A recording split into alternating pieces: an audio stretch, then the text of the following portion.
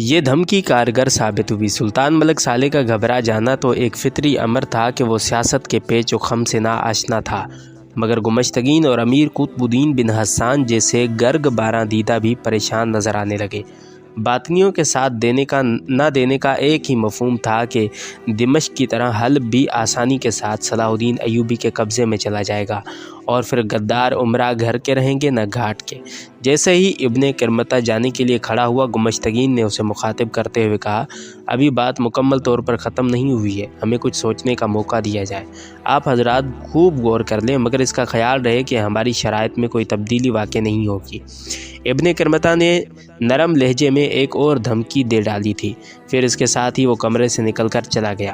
سلطان ملک صالح تو جانتا بھی نہیں تھا کہ باطنی کس قدر خوفناک لوگ ہیں اور سلطان نور الدین محمود زنگی نے ان کی مذہبی رسموں پر پابندی کیوں لگائی ہے، لیکن گمشتگین اور دوسرے امراء اس تخریب کار جماعت کی نیتوں اور ارادوں سے خوب باخبر تھے۔ ان لوگوں نے سلطان ملک صالح کو مشورہ دیتے ہوئے کہا، جس قدر ممکن ہو اس جماعت پر عائد کردہ ساری پابندیاں ہٹا لی جائیں۔ ہم اس وقت صلاح الدین ایوبی کے ساتھ حالت جنگ میں ہیں، اور جب فضا اس قدر سنگین ہو جائے تو پھر مصلحتاً دشمن کو بھی دوست کہنا پڑتا ہے۔ آخر اس جماعت کے لوگ کون ہیں اور وہ کیسی پابندیاں ہیں؟ سلطان ملک صالح شدید حیرت کے عالم میں اپنے ہر امیر کا منہ دیکھ رہا تھا۔ عیار گمشتگین نے اس موقع پر زبردست حاضر دماغی کا مظاہرہ کرتے ہوئے کہا، سلطان عادل نے سیاسی مصلحت سے کام لیتے ہوئے یہ پابندیاں عائد کر دی تھیں، اب سیاست کا تقاضا یہ ہے کہ آپ وہ پابندیاں ہٹا لیں۔ جیسے ہی ہمارا مطلب نکل جائے گا، یعنی ہم صلاح الدین ایوبی پر قابو پا لیں گے، تو وہی پابندیاں دوبارہ عائد کر دی جائیں گی۔ یہ تو شطرنج کے مہروں کا کھیل ہے، حسب ضرورت انہیں بساط پر گردش دی جاتی ہے، ان کے محاذ اور مورچے بدلے جاتے ہیں، اور کبھی کبھی انہیں کٹوا بھی دیا جاتا ہے۔ سلطان ملک صالح گمشتگین اور دوسرے امراء کی اس پیچیدہ چال کو سمجھنے سے قاصر رہا، اور اسی روز ابن کرمتہ کو بلا کر کہہ دیا گیا کہ تم اپنی مذہبی رسمیں ادا کرنے میں مکمل طور پر آزاد ہو، مگر اس کے بدلے میں تمہیں اپنی حب وطنی کا ثبوت دینا ہوگا۔ ابن کرمتہ انتہائی چرب زبان شخص تھا۔ سلطان معظم، آزمائش کی وہ گھڑی تو آنے دیجیے، میری جماعت کا ہر ایک فرد سلطان کی آبرو اور وطن کی ناموس پر کٹ مرے گا۔ فوراً ہی یہ خبر شام بھی پہنچ گئی۔ وہاں خفیہ طور پر ایک جشن خاص منایا گیا، جی بھر کے شراب پی گئی، بدمستی کے عالم میں نعرے لگائے گئے، اب وقت آ گیا ہے سلطان نور الدین سے انتقام لینے کا۔ ہم ملک صالح کو پھانسی دے کر اس کی لاش کو چوراہے پر لٹکا دیں گے، اور سلطان نور الدین کی قبر کھود کر اس کی ہڈیوں کو آگ لگا دی جائے گی۔ ادھر فتنہ گر مسلمان کا لباس پہن کر ملت اسلامیہ کے خلاف بدترین سازش کر رہے تھے، اور ادھر صلاح الدین ایوبی اپنے سفیر امیر عزل الدین کی واپسی کا انتظار کر رہا تھا۔ پھر جب ایک ہفتہ اسی کشمکش اور انتظار میں گزر گیا تو صلاح الدین ایوبی نے اپنا دوسرا سفیر بھیجا۔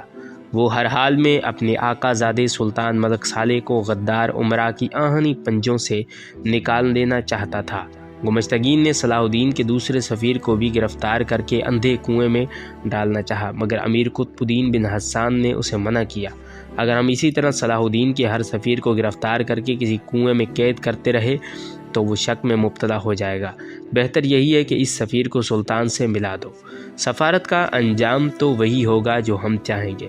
بالآخر صلاح الدین ایوبی کے دوسرے سفیر کو سلطان ملک صالح کے سامنے پیش کر دیا گیا۔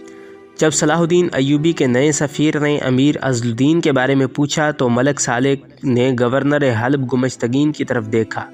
واضح رہے کہ بدترین خوشامد کے صلے میں عاقبت نااندیش ملک صالح نے گمشتگین کو حلب کا گورنر بنا دیا تھا۔